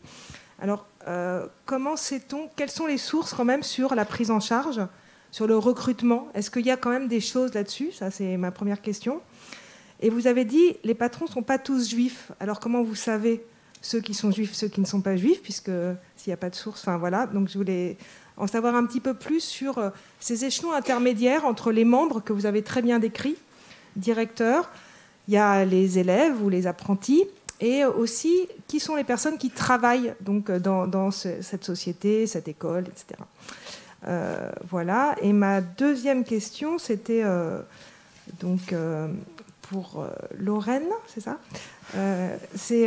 Vous avez été très rapide parce que vous n'avez pas eu le temps en disant les désaccords entre les fondateurs sont vite dépassés. J'aimerais bien en savoir un peu plus quand même sur les désaccords, justement. Voilà, merci beaucoup. Marie. Alors, je commence. Merci beaucoup pour cette question. Alors, en fait, il y a un peu un piège parce qu'effectivement, la question des sources du travail sur la société de patronage a été une des difficultés de sa réalisation parce qu'il n'y a pas, alors qu'on a énormément d'archives sur le comité de bienfaisance israélite de Paris ou sur d'autres sociétés de l'époque, il y a assez peu d'éléments sur cette société de patronage qui était une société connue dans le paysage philanthropique, hein. On le voit dans les répertoires charitables de l'époque, qui présentaient l'ensemble des œuvres philanthropiques présentes à Paris. On le voit dans les rapports de l'exposition universelle, ce genre de choses. Mais finalement, moi, mon point de départ, ça a été les rapports d'activité de la société de patronage. Donc en fait, ils sont un petit peu dispersés entre ceux qui ont été conservés justement aux archives de l'Horte-France, entre ceux qui ont été numérisés par l'Alliance israélite universelle et ceux qui ont été déposés, je pense à l'époque, au musée social, qui était une structure qui avait vocation à agréger la connaissance sur l'activité réformatrice sociale de l'époque.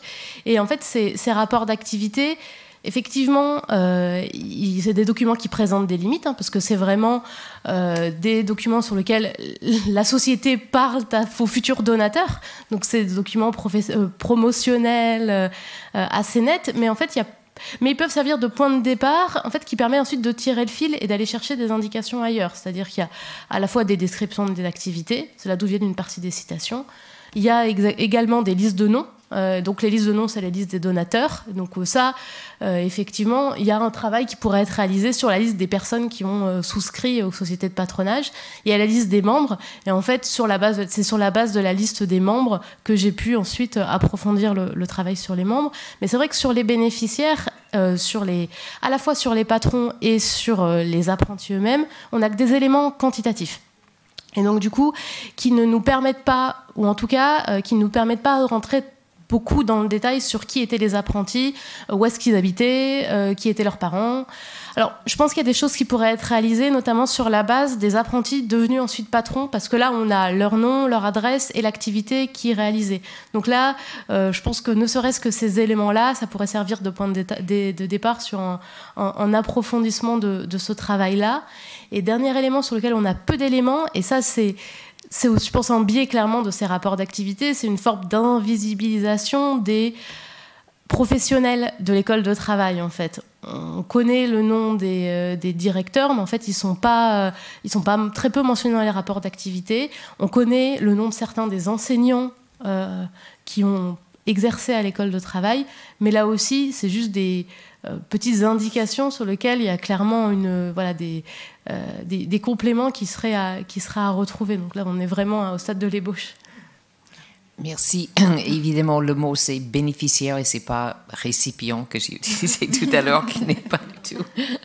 Mais aussi, c'est à réfléchir sur tous les comités d'administration et les rapports d'activité devraient peut-être plus se pencher sur ce qui sont des bénéficiaires pour que dans ces traces, parce que c'est des sources qu'on va avoir par la suite, c'est très important. Juste peut-être, j'y pense, mais sur les bénéficiaires de la charité juive, on a quand même des mines qui sont aux sources, qui sont aux archives du CASIP, puisqu'on a les rapports, on a des rapports d'activité des commissions qui distribuaient les secours, et donc là, on a sur plusieurs années des listes de noms, leur adresse et les secours qu'ils ont reçus. Donc peut-être là aussi sur cette base-là, sur la base des adresses et de documents complémentaires sur Paris, sur les écoles, sur les documents du cadastre, je suis sûre qu'on peut trouver des choses sur qui étaient les bénéficiaires de la charité juive à l'époque. C'est très bien, il y a un autre master à faire pour quelqu'un.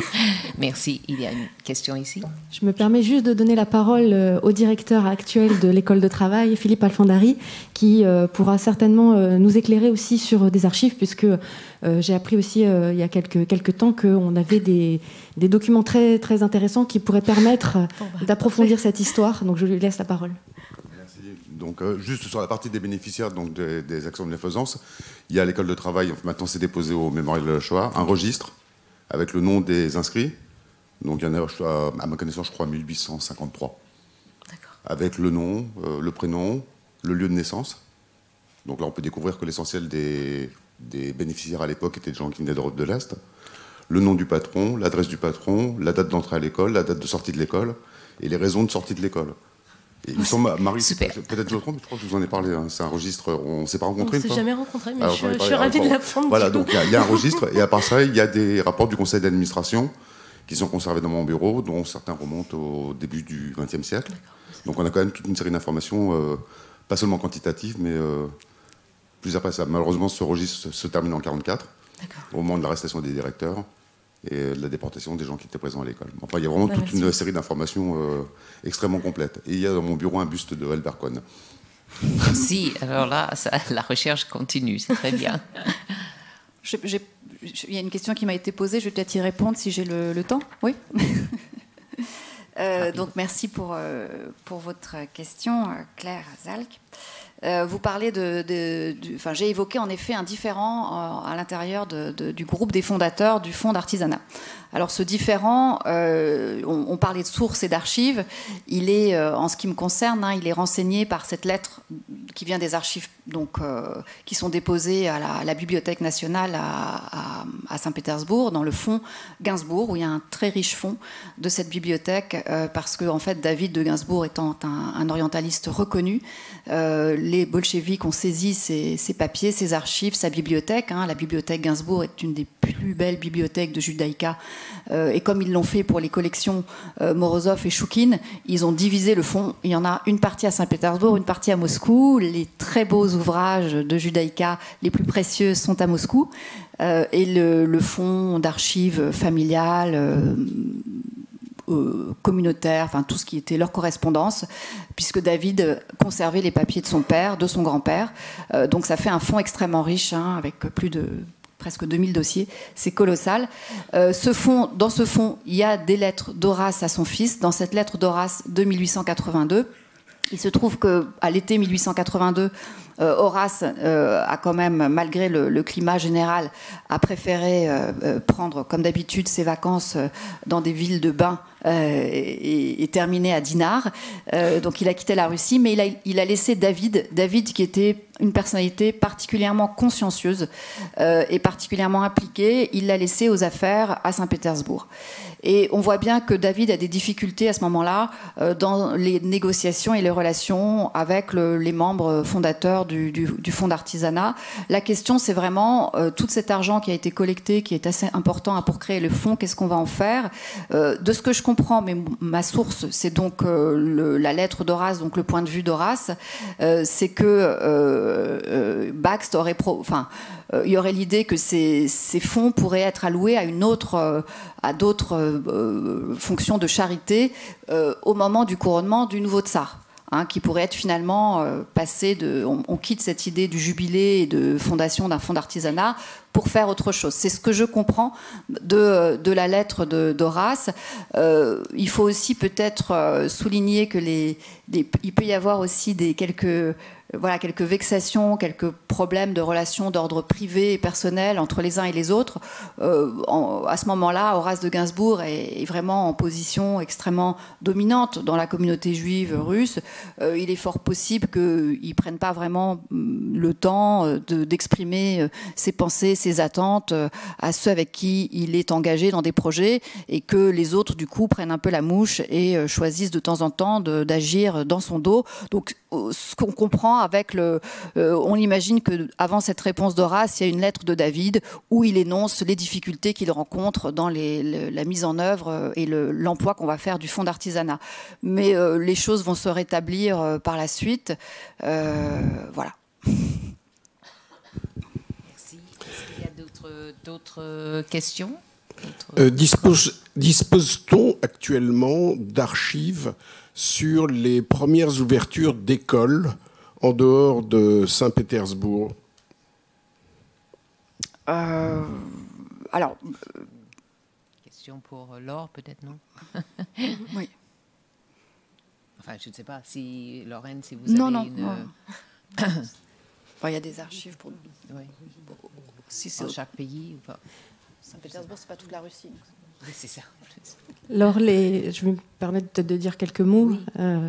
Donc, si vous parlez des écoles en Russie, notamment, il faut savoir qu'on a donc un grand fonds d'archives qui se trouve à Londres, au siège de Waldorf, et qui a essayé de réunir la documentation générale dans le monde. Pour ce qui est des archives des écoles françaises, il y a un fonds aussi d'archives historiques à l'Ort, en fait, dont je m'occupe, et qui évoque effectivement, à travers les rapports d'activité, les bulletins d'information, etc., les nouvelles créations d'écoles en France, en Afrique du Nord, et dans les différents pays. Donc, c'est pas un fonds, je vais être tout à fait honnête, pour la partie avant la Seconde Guerre mondiale, c'est un fonds qui est assez clairsemé, puisque beaucoup de ces archives ont disparu pendant la guerre, pour la France en tout cas, mais on a quand même des données qui nous permettent de faire une histoire très précise de l'Ort et de l'ouverture des différents établissements au fur et à mesure. Après, évidemment, comme c'est une institution qui s'intègre dans une société, qui s'intègre dans un milieu éducatif plus large, etc., qui a souvent bénéficié aussi d'aide publique, notamment après la guerre, eh bien, on trouve beaucoup de documents, d'archives aux archives départementales, je parle pour la France, dans les archives départementales, dans les archives nationales, puisque l'Ort a joué un rôle très important dans l'insertion des migrants notamment, ce qu'on verra aussi, et du coup le ministère du Travail s'est appuyé justement sur, en tout cas après la Deuxième Guerre mondiale, s'est appuyé sur l'expertise de l'Ort pour former les migrants juifs, mais pas seulement, tous les migrants, quels qu'ils soient, donc après la Seconde Guerre mondiale. Et donc on a des archives aussi dans les archives publiques. Est-ce qu'il y a un réseau des archivistes Hort de par le monde? Ça pourrait être une... Alors c'est une bonne question. Moi je ne sais pas s'il y a un service d'archives dans le monde, dans les autres centres Hort. En tout cas, je suis en relation très étroite avec la responsable des archives à Waldorf, qui me permet aussi de savoir ce qui se passe dans le monde et les manifestations qui se passent dans le monde et ce qu'il y a comme documents ailleurs qu'en France. Donc, mais pour le reste du monde, je ne suis pas en contact. Merci. Une dernière question peut-être? Ah, il y en a deux, ok. Donc là-bas et puis... Sur cette question des archives, oui. Surtout des premières archives, j'allais dire en Union soviétique, dans l'Empire russe, je crois qu'il faut avoir beaucoup d'optimisme parce que, comme vous le savez bien, les archives soviétiques sont quasiment fermées. Elles se sont un petit peu ouvertes, mais à l'heure actuelle, s'il y a des capacités de pénétration dans les centres d'archives de l'ex-empire soviétique, il y a énormément de documents, je dirais, qui existent et dont on est subjugué quand on les voit apparaître. Alors je vais compléter ce que vous dites, parce qu'en effet, ça complétera aussi ce qu'a dit Laure Fourtage. Il se trouve que dans les fonds russes d'archives, notamment à Saint-Pétersbourg, mais pas seulement, il y a énormément de documentation, je pense, qui concerne l'ORT. Moi-même, en fait, c'était pas le fil conducteur de mon travail. Donc, c'est des documents que, quand je suis tombée dessus, je les ai intégrés. C'était pas l'objet de mes recherches quand j'y étais. Mais ces fonds sont en général plutôt accessibles. C'est-à-dire que concernant le 19e, par exemple, les archives d'histoire de Saint-Pétersbourg, hein, qui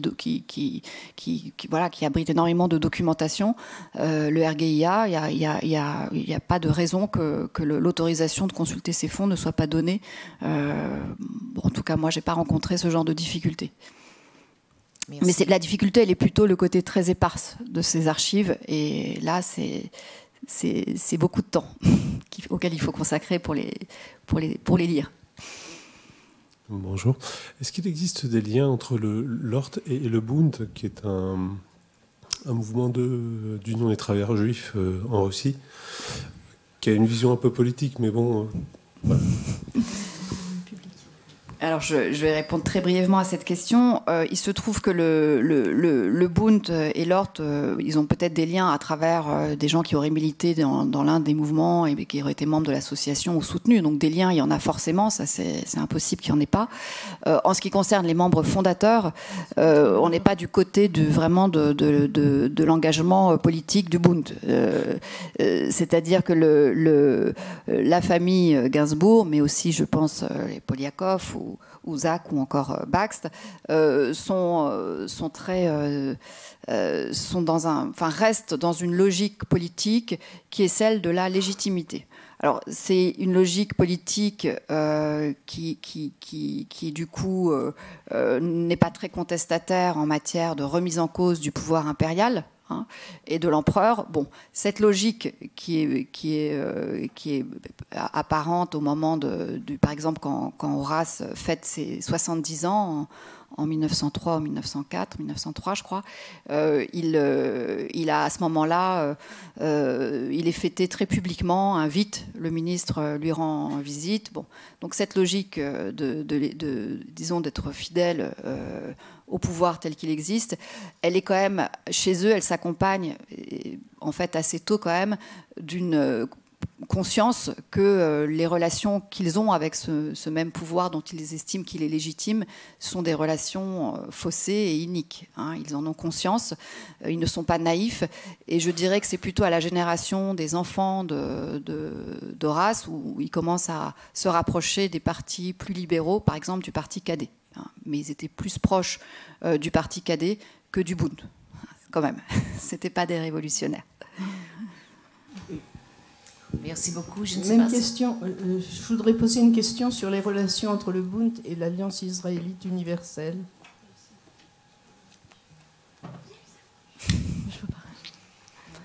Les relations entre le Bund et l'Alliance israélite universelle. Entre l'ORT et l'Alliance israélite. Ah, ouais.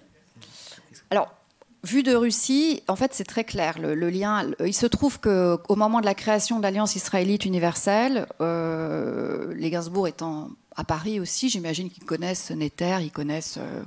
Donc, ils sont tout à fait au courant de la création de cette alliance. Ils vont peut-être même être impliqués par certains aspects. Et quand Horace retourne vivre vraiment complètement en Russie, il est le correspondant officieux pour l'alliance en Russie, sachant que en fait, l'alliance israélite est interdite en Russie. C'est-à-dire qu'en fait, la logique de l'État russe n'a pas changé, hein. Les ONG sont interdites de toute façon, aujourd'hui et hier. Donc, l'Alliance israélite universelle est interdite en Russie. Donc, en tant que correspondant de l'Alliance, il prend un risque, c'est-à-dire que ces lettres, d'ailleurs, c'est des lettres qu'il écrit souvent en hébreu, yiddish hébreu, enfin une sorte de mélange, pour pas qu'elles soient lues, ou on voit bien qu'il doit les faire passer par d'autres billets que la poste impériale. Et cette correspondance est très nourrie et très forte. Donc ensuite, il y a un lien entre l'Alliance israélite, j'imagine, et l'ORT, mais ça, c'est peut-être Laure Fourtage qui pourrait répondre plus précisément à la question. Et Marie avait aussi parlé des membres de l'Alliance qui étaient sur, par exemple, le bureau de société de patronage, parce que la question plus large pourrait être pour le Bund, pour l'Ordre, pour l'Alliance et ces sociétés de patronage, quelles sont les organisations en général qui essayaient d'œuvrer pour une productivisation, pour l'apprentissage, pour pallier aux difficultés des Juifs pauvres étrangers notamment. Mais s'il n'y a pas d'autres questions, je pense que c'est l'heure de peut-être passer le relais. Voilà, s'il y a un autre élément. Je veux savoir si lorsque Horace était à Paris, il avait été en contact avec les expériences qui existaient, et est-ce qu'on peut imaginer que quelque part, ce qui se passe en 1880 avec la création de l'Ordre est lié à ce qu'il a rencontré? Donc est-ce qu'il était en contact, par exemple, avec l'école de travail ou avec d'autres institutions de charité? Est-ce qu'il y a un lien Mais c'est une remarque formidable par rapport à la circulation des idées et d'où ça vient et comment ça se crée, etc. Donc, une interaction dans les différents endroits. Merci beaucoup. Merci pour les deux exposés. J'ai beaucoup appris et puis on nous donne beaucoup de sujets et d'archives, des pistes pour la suite. Merci. Merci.